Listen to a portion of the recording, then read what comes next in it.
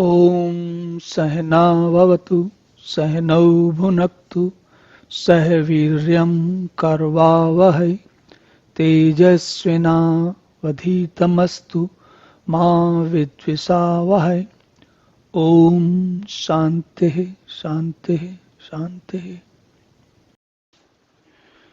अब भगवान थोड़ी सी झलक देते हैं कि जो तत्वज्ञानी बनने के लिए कैसे लोग बने हैं, और ये भी बताते हैं कि पहले ऐसे लोग बने हैं ताकि हमें धाड़स बंधे, भरोसा बंधे, विश्वास बंधे कि हम भी इस दिशा में, इस यात्रा में प्रगति कर सकते हैं और तत्वज्ञानी वीतरागी हो सकते हैं।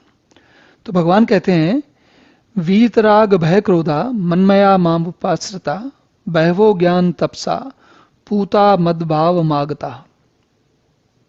तो कहते हैं भगवान कि वीतराग भय क्रोध, जिनका राग वीत हो गया, खत्म हो गया, भय और क्रोध, तो राग ही नहीं, वीत राग भय क्रोधा मतलब तीनों चीजें, राग भय और क्रोध तीनों चीजें जिनके वीत हो गए मतलब कि खत्म हो गए, नष्ट हो गए, और जो मुझ में मनमया मतमया, ये संस्कृत की संधि के कारण मनमया हो गया है, मतमया माम उपाश्रिता, जो मुझ पर आप आश्रित हैं। अब ये जो माम उपाश्रिता है, इसमें कई बार लोग बाग सोचते हैं कि उनके ध्यान में भगवान की मूर्ति आती है, भगवान का रूप जो चित्रकारों ने बनाया वो आता है, और उसके तो हम कई बार ऐसा सोचते हैं कि हम उन्हीं भगवान के सगुण जो चित्र हमें दिखता है हमारे आसपास, हम उन्हीं भगवान के आश्रित हो रहे हैं। ये जैसे जैसे हम गीता में और आगे पीछे मनन चिंतन करेंगे तो आपको धीरे धीरे स्पष्ट होता जाएगा कि जो ये हमने जैसे ये चित्र लगाया है भगवान का, ये किसी चित्रकार की कल्पना है। भगवान इससे भी अधिक, देखिए, जो भगवान कृष्ण के नाम में सबसे मजेदार बात क्या है, कृष्ण धातु है। कृष्ण धातु का मतलब होता है जो आकर्षित करते हैं।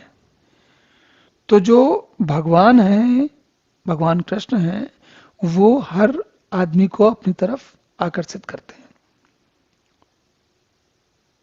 वो उनके कारण अलग अलग होते हैं लेकिन आकर्षित करते हैं।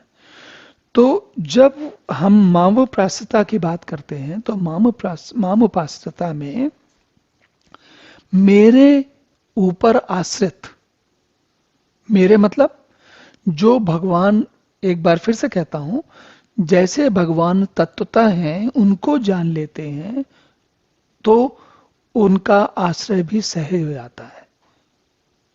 जब भगवान को हम तत्व रूप में जान लेते हैं तो उस तत्व रूप में जान लेने के बाद उस जाने हुए ज्ञान के आधार पर भगवान के लिए आश्रित होना, भगवान पर आश्रित होना एक नेचुरल आउटकम है, आज दिखता है, अपने आप होता है। तो फिर कहते हैं कि बहवो ज्ञान तपसा, बहुत सारे ज्ञानी, तापसी जिन्होंने तप किया, और जो बहुत सारे ऐसे जो मद भाव, जो मुझ में भाव रखते थे, जो पूरी तरह मुझ में विलीन हो चुके थे, ऐसे सारे लोग पहले हो चुके हैं और मेरे पवित्र मतलब ऐसे लोग हुए हैं और होने के बाद मेरे रूप को प्राप्त हो चुके हैं। तो यहां जो भगवान को समझने या भगवान का ध्यान करने की जो यात्रा है, उसमें एक साधक के लिए बार बार ऐसी स्थिति आती है कि उसे कभी कभी शंकाएं होने लगती हैं, कभी लगता है पता नहीं मुझे कब मुक्ति मिलेगी, कब तत्वज्ञानी बनेंगे, या कब समझेंगे बात को, या कब उस स्थिति तक पहुंचेंगे जिसके बारे में भगवान कह रहे हैं।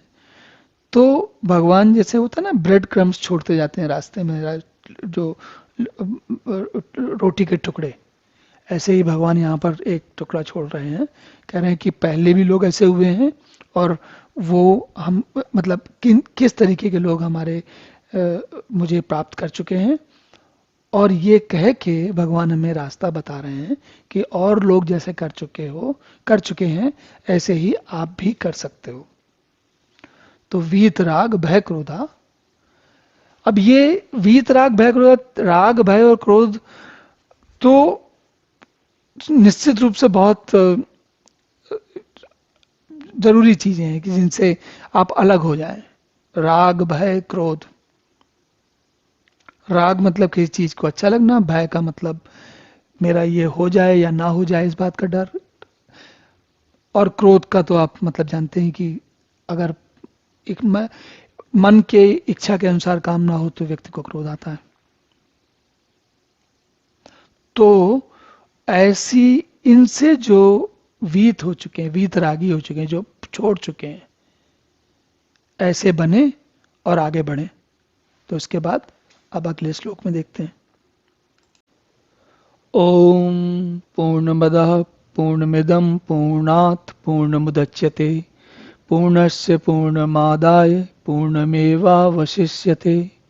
ओम शांति शांति शांति।